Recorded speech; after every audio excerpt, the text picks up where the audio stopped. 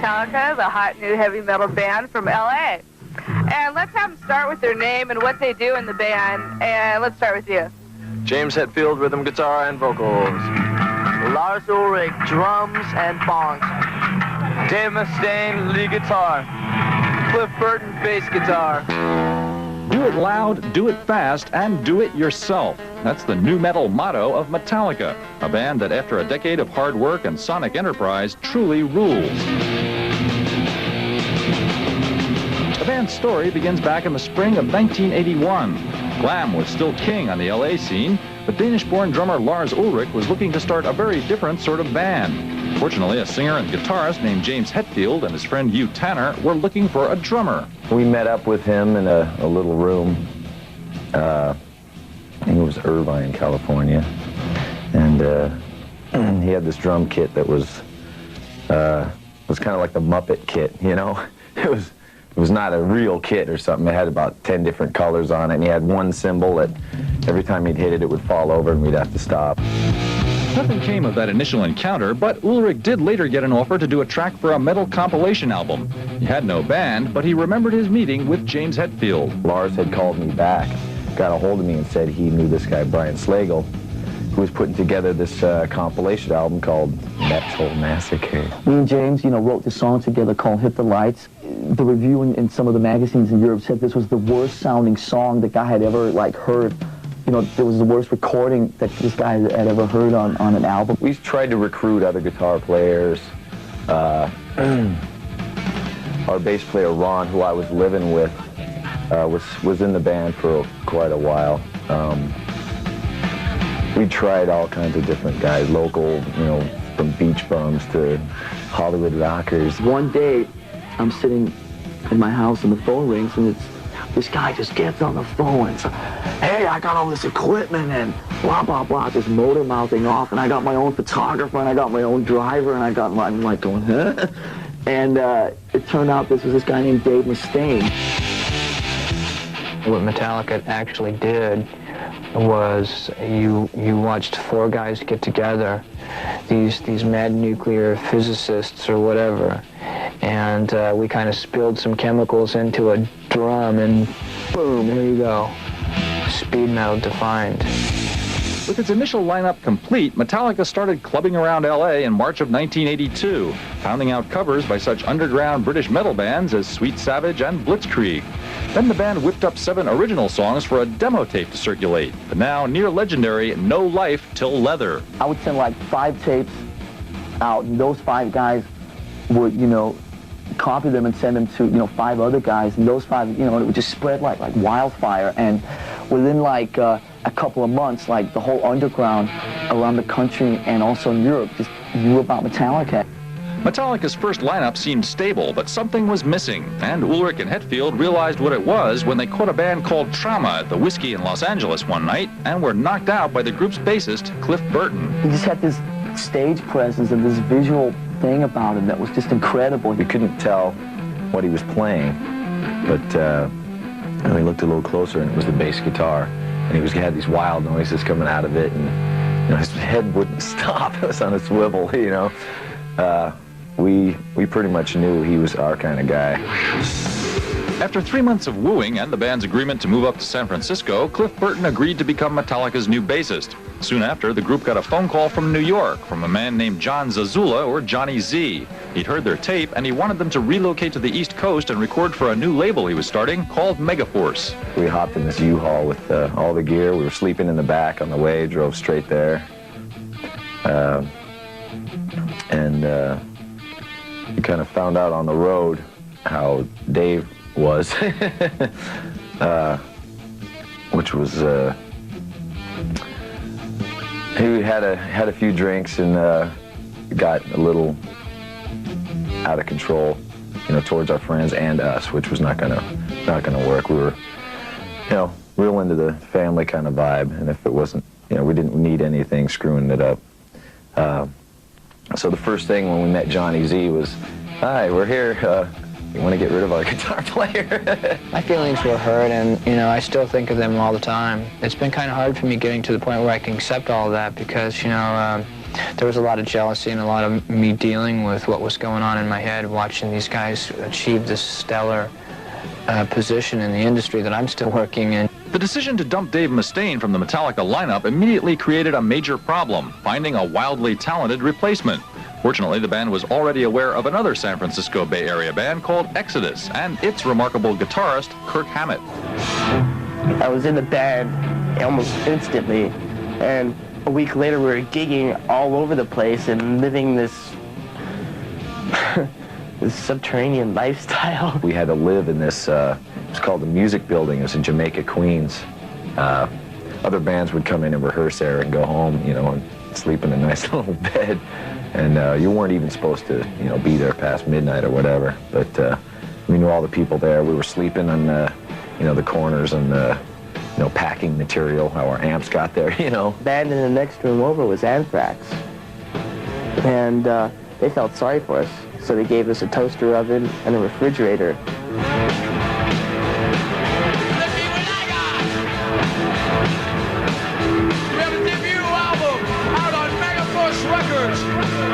It's called Kill 'Em All. We're glad to kill all you tonight. That whole thing that happens to you when you, for the first time, stand there and like actually like hold your own album, you know, and Metallica, and see your picture and songs that you've been playing for a couple of years, and I mean, that was a very heavy thing. After their Kill 'Em All for One tour, the band considered hiring Armored Saint singer John Bush to be Metallica's frontman, freeing James Hetfield to concentrate on his guitar playing. Bush declined, however, and so Metallica pressed on, starting work on the album that would elevate the band to a new creative level, Ride the Lightning. I think it showed all our fans and so on that we were not the kind of band that I think was going to be in the pile of predictable bands, and that hopefully we set the tone for the rest of the 80s.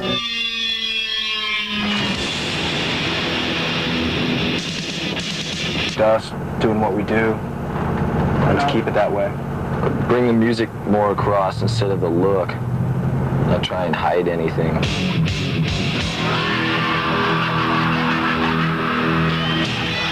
In March of 1985, with virtually no radio airplay, Metallica's Ride the Lightning album peaked at number 100 on the Billboard chart, an astonishing accomplishment given the lack of industry support. Encouraged and more determined than ever, the band parted ways with Johnny Z and his Megaforce label, hired new management, and signed with a major U.S. company, Elektra Records. Metallica spent the second half of the year in Denmark recording a third album called Master of Puppets. At that time, we were just getting out of that mode of, you know, listening to nothing but, you know, the most extreme music there was. Tried to create a little more mood swings into things, incorporate more acoustic work to, you know, make the heavier stuff and heavier, you know, dynamics and things like that. We started learning harmonies, which Cliff was really good at. He took music theory. He was basically teaching, at least myself, a lot about harmonies and how, you know, how they intertwine, how they work together. You all know Cliff Burton over here? When we heard we got the Aussie tour, it was like, ooh, you know, here we are, this is it. Things are going real well. 55 minutes, you know, all our stage set up. It's real cool. We'd get up and at sound check, we'd be doing, you know, little Black Sabbath songs, and, you know, God, maybe tomorrow he'll get up and sing with us or something, you know. Things were rolling along. I mean, Master of Puppets went like top 30 album, and the Kill 'Em All and Ride the Lightning like re-entered Billboard charts, and we had like all three albums on at the same time, and there was a lot of things going on. The Ozzy Osbourne tour was a career peak for Metallica, and when the band decided to take a break from it to play some headlining dates in Europe, the members weren't expecting to suddenly go crashing down to rock bottom. But on September 26, 1986, tragedy struck.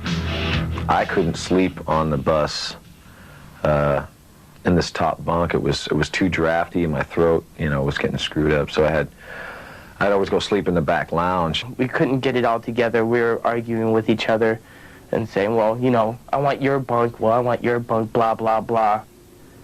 I've never told anyone this, by the way. But our manager said, well, why don't we just draw cards? We said, sure. So we shuffled the cards, said highest card gets first choice of bunks.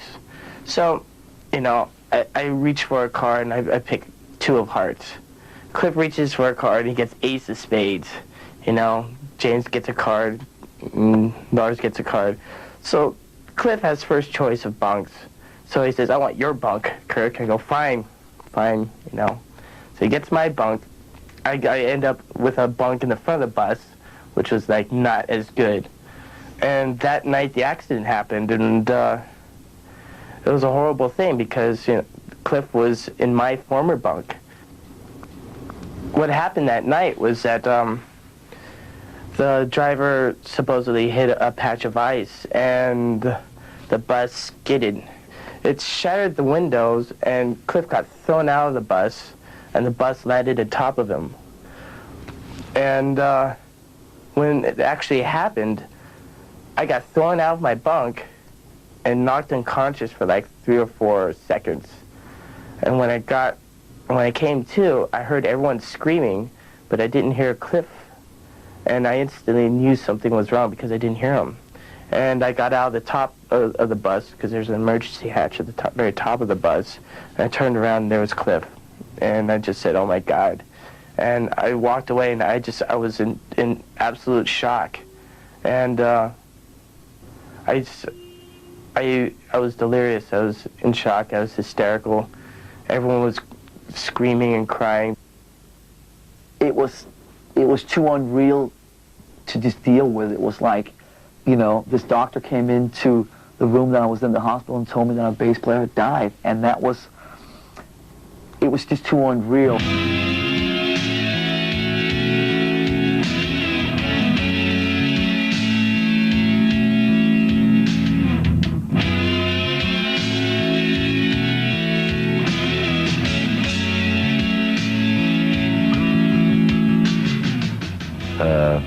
I remember our tour manager at the time, Bobby Schneider, said, you know, after everyone was kind of taken care of there, he said, you know, let's get the band and go to the hotel. And he said, you know, when he said band, it was like, it's not really a band right now. And we couldn't really grasp it for a while. We had to sit down and actually face this. You know, what were we going to do? We realized that the last thing that Cliff would obviously want us to do, and we couldn't stop now. Metallica had always been about going against whatever would come our way and just sort of carrying on. We weren't really looking for a Cliff Part 2. You know, someone who could like solo a lot and someone who was really eccentric like he was in his own way. They'd come in with their bass and they'd plug in and start fiddling around, and you knew right away. It's like, ooh, we had the little signal, you know, that we'd, you know, it was like, see ya. You know, you could tell, you know, he started going, bap, bap, bap, you know, doing this funky stuff. It's like, wait a minute, you know, next. One day this kid named Jason Newsted just walked in, and it was pretty obvious that there was something about him that was pretty different. It wasn't just about playing bass. There's so much more to it, and those guys knew it, and I knew it. Deciding immediately that the band had to go on, the surviving members of Metallica set their sights on a new bassist, Jason Newsted, from a band called Flotsam and Jetsam. They chose their local hangout, Tommy's Joint, to tell him the good news. I think that was part of the test, too, was to see if I could kind of hang and have, you know, beers and keep myself together. So me, James, and Kirk kind of ended up meeting in the bathroom up here, and we were standing there relieving ourselves and basically looked at each other and said, is that the guy? And we just kind of all just, you know, nodded and said, yeah, that's him. We came back, sat down around this very table. Lars said, so do you want a job? When I said, yeah, and I just got a little nutty and started screaming a little bit, you know. I just basically looked at him and I said, hey man, want a job? And this is what he did.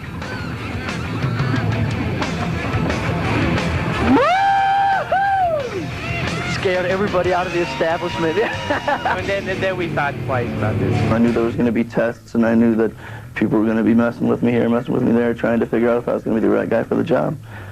And that's certainly what happened. And it came from all ends, you know, it came from crew guys and friends and family and whatever. But stuck it out, and here we are 6 years later. Keep the home fires burning.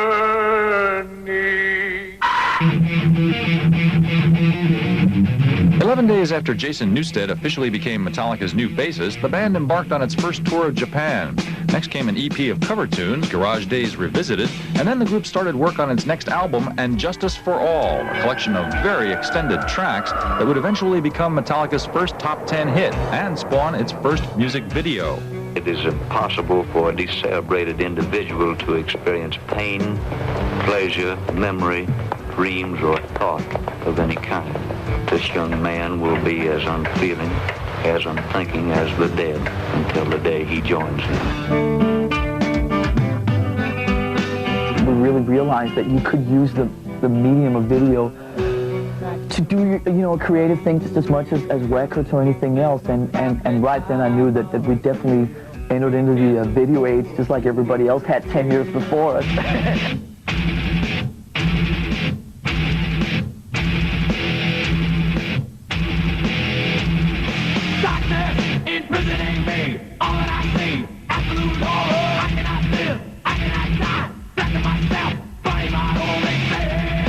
I remember now you're supposed to put makeup on and James ran in the other direction and stuff like that. It was hilarious. Taking my sight, taking my speech, taking my hearing, taking my eye, taking my legs, taking my soul, living with life in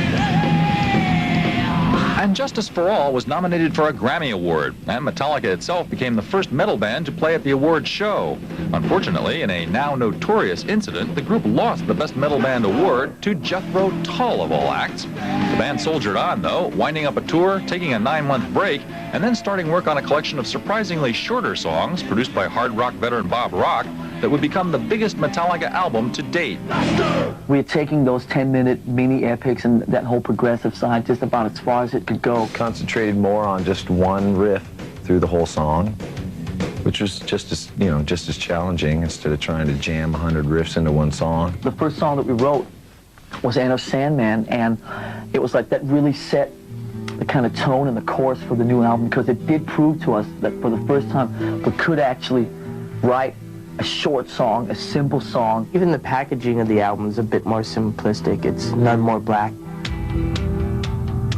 Yeah. There it is, guys.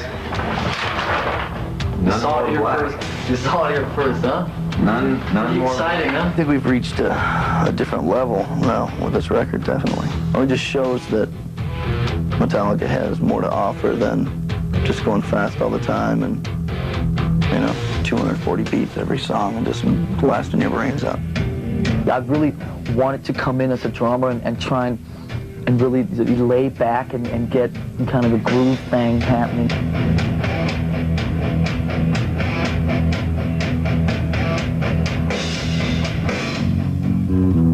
It's crazy, I know. The rhythm section of Metallica is crazy because Lars has always played with just the guitar. Never had any bass coming through his monitor or anything. So on this album, we figured out that the drums and the bass need to play together. Boom, boom, chick, boom, boom, boom, chick, to lay down a cool foundation for a song. I'm not trying to play 10,000 notes crammed into 4 bars or anything like that. I'm trying to get a bit bluesier. Singing-wise, had to sing on this one instead of just yelling in key. Something's wrong, something like maybe not tonight, ain't the honest the way. Dreams of war, dreams of lies, dreams of dragons fire, and the things that will fade. Metallica unveiled its unusual new album at a special listening party for fans at New York's Madison Square Garden. The record went straight to #1 in this country and topped the charts in 14 others as well. It also got the band invited back to the annual Grammy Awards show, and this time they didn't go home empty-handed. I want to thank all the radio stations and MTV, without whom all this was possible anyway. Whoa! Just kidding, guys, just kidding. People are opening their eyes. They were afraid, I think, before, and now they have to deal with it no matter what. We're basically a live band, and we enjoy playing live, and we enjoy being able to put on a great show. I mean, that really means a lot to us. See, this pretty much says it all. Heaven and hell. Up there you go to become a rock god.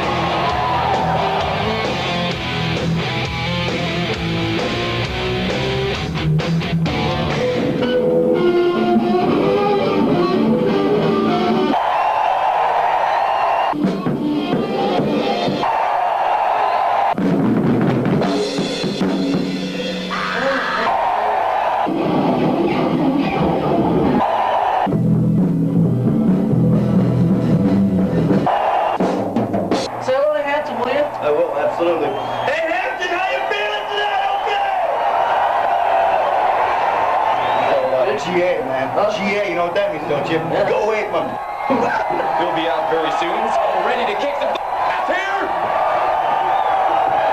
We'll be out in...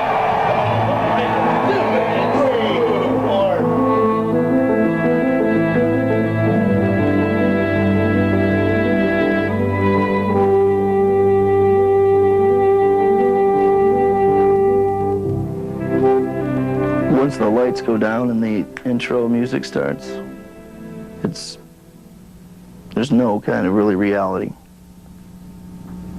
It's all just zzz.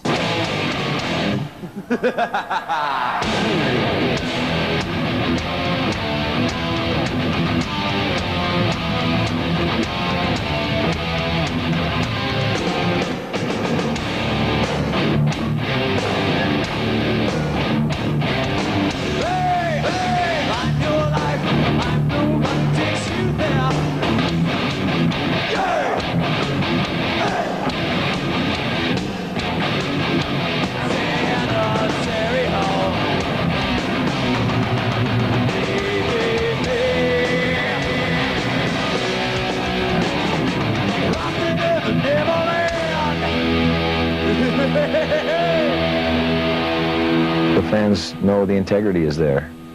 They've put us where we are, you know, whether we like it or not.